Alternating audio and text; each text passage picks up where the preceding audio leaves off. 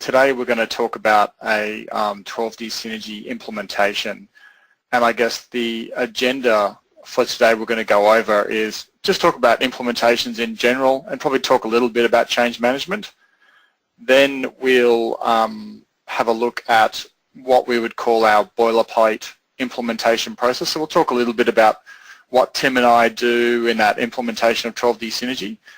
And then really the next step would be we're going to really go over to Tim, and he's going to get into that nitty-gritty about what actually happens during that configuration process. It's probably the most detailed and involved, and essentially Tim will go through that, step by step, covering off kind of what we do.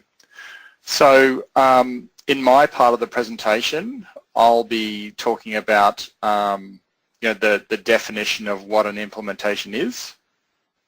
So we'll talk about, look, what's an implementation plan. Then we'll have a look at why would you use an implementation, how do you make that implementation plan a success. Looking at resistance, so people and behaviors, how do you manage resistance, and communication. So, and then we'll have a brief look at what we do at our kind of boilerplate standard implementation process. So before we throw you the keys and let you drive off in your new document management system, we at 12D Solutions here really want to make sure that it fits your business requirements, it's being leveraged to its fullest capacity, and it's providing a return on investment. A software implementation is really like a systematically structured approach to effectively integrate a software into the workflow of an organization or an individual. So really, I guess an implementation really is a plan. So you're setting up a structured process, and really what you want to try and see is any problems that might come up in the future and how you can head those problems off at the path.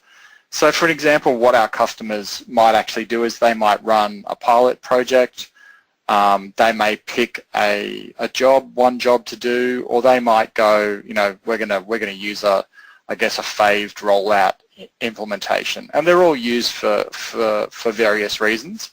But I guess when you're picking that implementation process, what are the things you need to consider? So what we really start off and talk about in that kind of planning process is, do we run a job for our first go, or do we pick a department? So we said, let's just start with our civil designers, or let's just start with our administration team. Or some of our customers have said, look, let's start with our Geelong office, and we'll roll it out there, we'll get it going, and then we'll roll it out to the rest of the business. So there's many ways to go. The size of the team, I mean, ultimately you don't necessarily want a big group of people for your first team, and probably what you're really looking for is people in your organization who are a bit tech savvy and have good communication skills. People who are going to let you know when things aren't working properly, and making sure you can get us involved to fix any of those kind of problems. The other thing is really just looking at the job in a bit more detail that you might take on for your first job is, let's kind of avoid projects with tight deadlines or grumpy project managers. And you want to keep it relatively simple and routine. And you don't want it to go on for too long either. So something that kind of fits that box, and avoid anything that you would say is large or complex or multidisciplinary as well. It's probably not a bad place to start. I mean, let's try not to swing for the six on our first ball. Let's try and just start slow and build up into something from there. So why would you use an implementation? Well, ultimately you need a structured approach, and I think a lot of us really need to think about it as it's not like buying another copy of 12D Model or buying another copy of AutoCAD. Something like 12D Synergy is going to affect a wider group of people from various parts of the business. So we really want to take into account that people are going to have different requirements and needs, and really plan for that. The other part to consider is that, look, engineering firms have many data sources which need to be integrated into the system. And that you really need to take that into account through your configuration process. The other one is engineering has complex workflows. There's data flows through the business. A whole bunch of people access that data. They export it, they change it, they view it in various different applications. And 12D Synergy needs to account for those workflows and make sure we can adhere to them as close as possible, really. And I think, again, by kind of any kind of plan, a plan is about reducing risk, making things predictable, being able to predict problems ahead of time. So again, that's why you would do an implementation plan. So once you've decided on your plan, how do I make that a success? So change is inevitable. It's not always popular. And when initiating any change within the business, it would be fair enough to expect that people are going to resist to some degree. And the introduction of new systems and technology into your business is really no different. How you manage the change is crucial to the success of a new system. So change management, I guess, is a bit like an implementation plan. It's a structured approach to implementing new processes into the business. So really what you're questioning is, there's always going to be internal politics you'll need to overcome, and individuals or groups of people are going to resist for various reasons. So really it's a plan to, overcome those too. What we're really hoping to create is, to guide staff to successfully adopt new processes or technology. So what about the people in the process? So it's natural behaviour for people to resist, and it can be as, straightforward as, if it ain't broke, don't fix it. Are we just changing the way we do things for change, for the sake of it? That's a completely normal emotion for people to have, and a lot of that can just be a bit of I guess just a bit of a misunderstanding about why we're doing what we're doing. You'll also find that various people are going to have various views about what are we getting out of doing this. So, if there's not much value in it for me, then why am I going to want to be a part of this? So that there's a bit of personal value in there, and we need to make sure that people understand about what they're going to get out of it.